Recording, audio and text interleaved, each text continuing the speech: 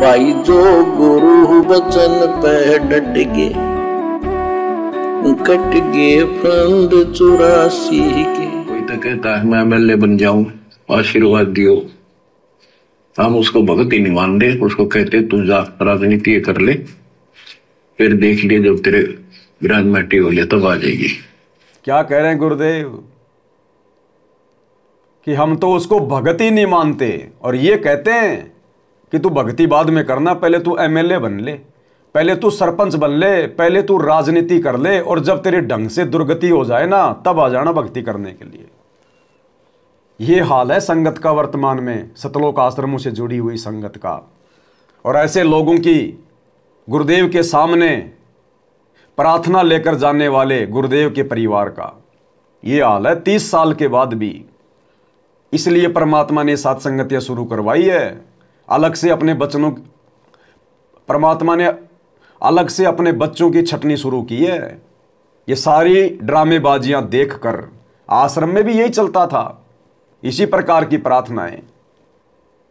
तो गुरुदेव कह रहे हैं हम तो उसको भगत ही नहीं मानते।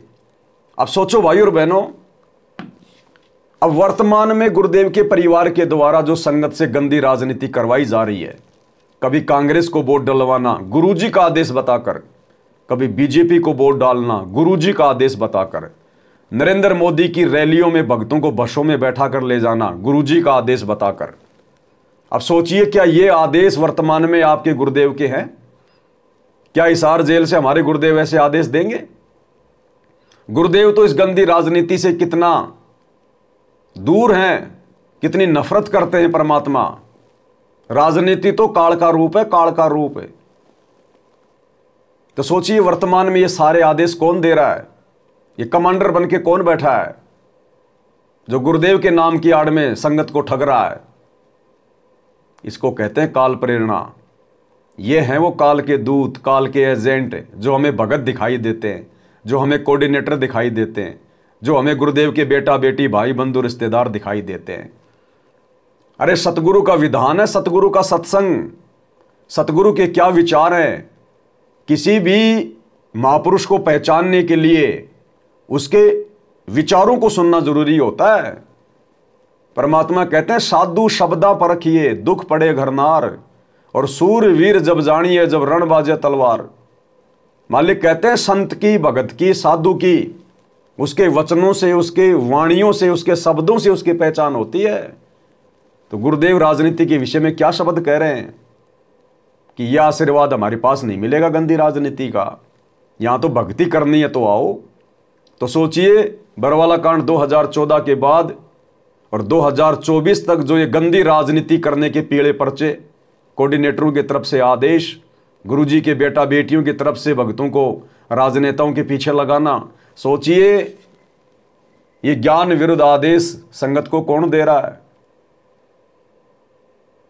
अब समझ में आ जाना चाहिए भाई और बहनों, इस भक्ति मार्ग पर सत्संग चलेंगे, सत्संग, किसी कोऑर्डिनेटर के आदेश नहीं चलेंगे, किसी के बेटा बेटी के आदेश नहीं चलेंगे। ये भक्ति मार्ग है, भक्ति मार्ग, और सत्संग इस भक्ति मार्ग का संविधान है। और ये सत्संग रूपी संविधान आज भी चलेगा और कल को गुरुदेव के जाने के बाद भी चलेगा। और जो भगत भाई बहन इन सत्संगों के आधार से चलेगा, भक्ति करेगा, वो अंत में जीत में रहेगा। बाकी 90% संगत धोखा खा चुकी है, धोखा। तो क्या कह रहे हैं गुरुदेव राजनीति के विषय में? अब सोच लो। ये है वो तत्व ज्ञान जो सार निकाल कर दे दे आपको। कोई तो कहता है मैं एमएलए बन जाऊं, आशीर्वाद दियो। हम उसको भगत ही नहीं मान रहे, उसको कहते तू जा राजनीति कर ले, फिर देख लिए जब तेरे ग्रांड मैटी हो लिया तब आ जाएगी। तो हमारा नियम हमारे भगवान का बताया है, जितने हमारा नियम हमारे भगवान का बताया हुआ नियम है। ये नियम है गुरुदेव का, परमात्मा का नियम है कि भक्ति में साथ में राजनीति नहीं चलती। अब सोचिए, क्या भगवान अपना खुद का नियम तोड़ेगा आज? क्या भगवान खुद का नियम तोड़ के और नरेंद्र मोदी की भोपाल की रैली में भक्तों को भेजेगा? नरेंद्र मोदी की सोनीपत के गोहाना की रैली में क्या अपने भक्तों को बसों में भरकर जाने का आदेश देगा? अरे अगर भगवान ही अपना नियम तोड़ेगा तो भक्ति कौन करवाएगा? तो वर्तमान में क्या काल का षड्यंत्र चल रहा है और किस कदर भगत समाज ने ज्ञान को आधार बना के चलना चाहिए, ये शिक्षा देते हैं ये सत्संग। क्योंकि ये विशेष संदेश है, विशेष। हर आत्मा गुरुदेव के संकेतों को नहीं पकड़ पाएगी, नहीं समझ पाएगी। परमात्मा कहते हैं सब सुमरे अपने अनुमाना तो गति लखी न जाए, कहे कबीर कृपया कर जन पर ज्यों की त्यों समझाए। जिन आत्माओं पर गुरुदेव अपनी दया करेंगे वही आत्माएं इन विशेष संदेशों को समझ सकती हैं, सबके बस की बात नहीं है। तो ये क्या बताया गुरुदेव ने? ये हमारे भगवान के नियम है। तो कैसे गुरुदेव अपने नियम तोड़ेंगे? कैसे अपने भक्तों से गंदी राजनीति करवाएंगे? कैसे दो कोडी के राजनेताओं के रैलियों में अपने भक्तों को धक्के खिलवाएंगे? ये हमारी कॉमन सेंस की परीक्षा चल रही है।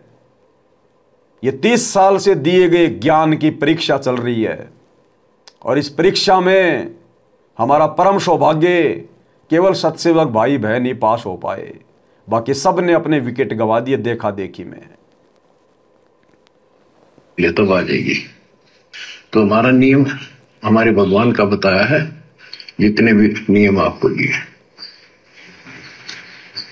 बच्चों, उस आपको खूब कथा सुना रखी है, सत्संग अनेकों सुना रखे हैं। इब्राहिम सुल्तान कौन था? ये सम्मन था जिसने अपना बेटा काट दिया था अपने गुरुदेव की इज्जत और आबरू के लिए। सम्मन ने क्यों काटा अपना बेटा? अपने गुरुजी की इज्जत और आबरू के लिए। और आज गुरुजी की इज्जत और आबरू को सरेआम बाजार में नीलाम किया जा रहा है। अरे नेकी और सम्मन ने यह सोचकर कि कल को राजा को पता चलेगा, हो सकता है राजा हमारे गुरुदेव को जेल में डाल दे, फांसी की सजा दे दे, इससे अच्छा है लड़के की गर्दन काट दो, वो बढ़िया चुपचाप हो जाएगा, वो डर जाएगा। अपने गुरुजी की इज्जत आबरू के लिए कि हम गुरुजी को भोजन तो हम करवा नहीं सके, उल्टा हम इनको जेल करवा देंगे। अपने गुरु की इज्जत के लिए अपना इकलौता बेटा काट दिया और आज अपने गुरुदेव की इज्जत को सरेआम मार्केट में नीलाम किया जा रहा है।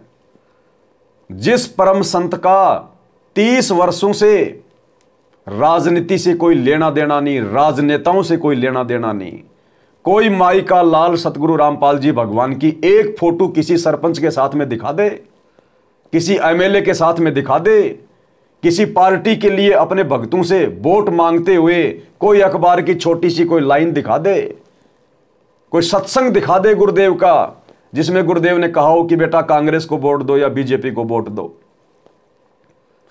और आज ऐसे परम संत का नाम गंदे राजनेताओं के साथ में जोड़ दिया।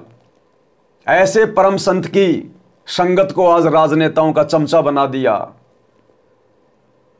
2019 में कांग्रेस सरकार को वोट डलवाए गए गुरुजी का नाम लेके और भक्तों को डरा दिया पीला पर्चा निकाल के, अगर वोट नहीं डालोगे तो गुरुद्रोही हो जाओगे, आश्रम में नहीं घुसने दिया जाएगा।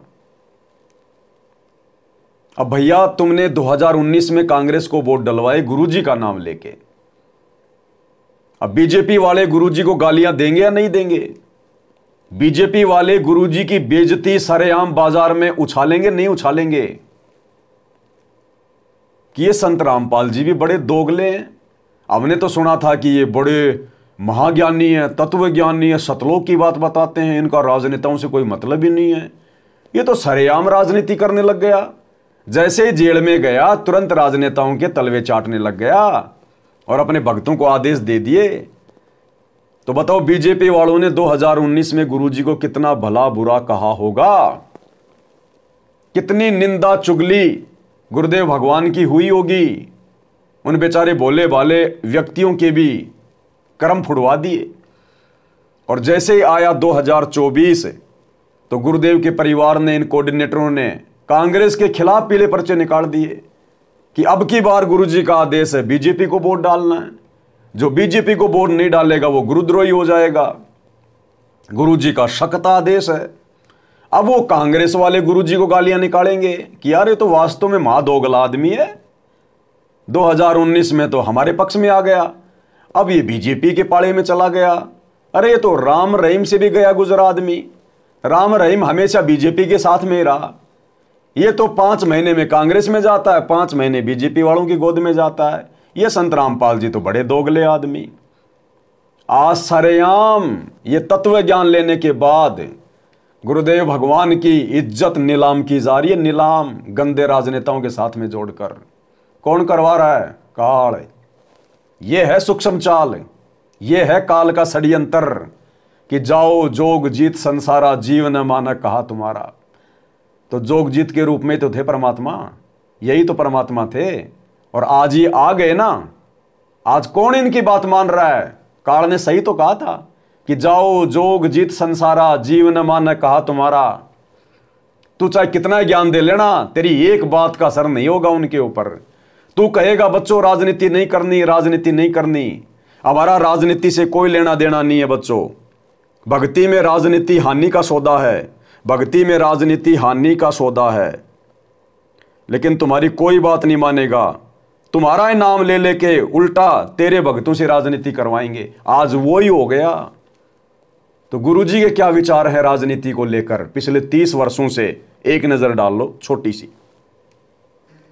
जाते हैं वो अपना जीवन नाश करते हैं, कहते हैं जैतन राजपाट भी चाहिए हमारा धर ले ध्यान। वैसे तो हमने राजपाट की आवश्यकता नहीं, सबसे बड़ा हानि का सौदा है जो राजनीति में जाते हैं वो अपना जीवन नाश करते हैं। भक्त को राजनीति के आसपास भी नहीं जाना चाहिए। वोट देना हो नेक आदमी देखकर वोट देना, किसी ऐसे भाव में भावुक होकर किसी के कहने से और या कोई पार्टी विशेष देकर आप अपना वोट देकर पाप के भागी मत बनना, क्योंकि आपके द्वारा दिया गया वोट से जो चुना हुआ व्यक्ति है यदि वो गलतियां करता है तो उसका रेशो में पाप आपको भी लगेगा। तो ये ध्यान रखना है, अपने वोट का सदुपयोग करना है, करो कितना, क्योंकि राजा तो एक चुनना ही पड़ेगा व्यवस्था बनाए रखने के लिए, इतनी सी बात। लेकिन स्वयं उस व्यवस्था में सड़ना नहीं, आपने परमात्मा पाना है, यहाँ से मन हटाना है। और यहाँ के राजाओं की क्या स्थिति है, हम इतिहास पढ़ा करते हैं। मोहम्मद गौरी ने इतनी बार चढ़ाई करी, 16 बार चढ़ाई करी, फिर विजयी हुआ, विजय होकर के कला तोड़ दिया, इतने तो मानस आदमी मरवा दिए और 5-7 वर्ष से राज्य करा, फिर मृत्यु को प्राप्त हो गया, गधा अपने अंडा हुई। क्या था मोहम्मद गौरी? तो हम इन बकवादों को याद करके उन इतिहासों को अब दोहराएंगे। अब हम उन बकवादों को याद करके उन इतिहासों को दोहराएंगे और इस कलयुग की पिछली पीढ़ी में हम गलतियां नहीं करेंगे, ना किसी के झांसे में आएंगे। तो सतगुरु के तो वचन क्या हैं राजनीति को लेकर, और सतगुरु का कलयुगी परिवार काल प्रेरणा से भगत समाज से क्या करवा रहा है, इतना स्पष्ट आपकी आंखों के सामने है। उसके बाद भी यदि हमारी आंखें नहीं खुल रही हैं तो वे काल सिर पे बैठा है। तो 90% संगत जो आज गुरुदेव की गैर हाजिरी में इन सतलोक आश्रमों में जा रही है, उनके प्रत्येक आदेशों को फॉलो कर रही है, पीले पर्चों को गुरुजी का आदेश मान रही है, कोऑर्डिनेटरों को अपना भगवान मान रही है, सिर पे काल बैठा है, काल। अब परमात्मा कहते हैं अगर वोट डालना है तो नेक आदमी देखकर वोट डालो। अरे नेक आदमी जब हमारे भगत ही नहीं रहे तो जगत में कोई नेक आदमी कहां होगा? अरे सतगुरु से इतना ज्ञान लेने के बाद जब भगत ही राजनीति में घुस रहे हैं, राजनेताओं के चमचे बन रहे हैं, तो जगत में नेक आदमी कहां मिलेगा? तो किसको वोट डालें? और स्पष्ट कर दिया गुरुदेव ने कि आपके द्वारा चुना गया व्यक्ति यदि गलतियां करेगा उसी अनुपात में आपको भी कर्म भोगने पड़ेंगे। तो बताओ, ये वर्तमान के राजनेता तो बनते किस लिए हैं? 2 पैसे खाने के लिए, अपना जो है मतलब कि घर बनाने के लिए, उल्टे सीधे काम करने के लिए। कोई सरपंच बन जाता, कोई एमएलए बन जाता, सबसे पहले तो वो उसकी ये कोशिश है कि मुझे दारू के ठेके का लाइसेंस मिल जाए, मुझे बियर की फैक्ट्री खोलने का लाइसेंस मिल जाए। कितने लोगों को सताएगा, कितनों को दुखी करेगा। सरकार देगी उसको 5 करोड़ रुपया रोड बनाने के लिए, 2 करोड़ खा जाएगा, 3 करोड़ की रोड बना देगा, कितनों को रिश्वत देगा। तो वो पाप फिर हमें भी भोगने पड़ेंगे। तो हम क्यों ऐसी व्यवस्था में सड़ें? अरे बाकी दुनिया बतेरी है, वो चुन लेगी अपना राजा, चुन लेगी अपना एमएलए, हम नहीं वोट डालेंगे तो क्या हो जाएगा? तो ये है सतगुरु का ज्ञान। और आज सतगुरु का परिवार क्या करवा बैठा भगत समाज से। भाई और बहनों, वापस सतगुरु की तरफ लौटना 90% संगत के लिए बड़ा मुश्किल है, बहुत मुश्किल है। काल ने बुद्धि चारों तरफ से लॉक कर रखी है। अगर भगवान दया कर दे, सतगुरु दया कर दे, तो कोई आत्मा उधर से निकल के साथ संगति में आ सकती है, अन्यथा भाई ये जन्म अपना बर्बाद। जो गुरु वचन पे डट के कट गए फंद 84 के, कट गए फंद 84 के, कट गए फंद 84 के। भाई जो गुरु वचन पे डट के कट गए फंद 84 के, कट गए फंद 84 के, कट गए फंद 84 के। भाई जो गुरु वचन पे डट के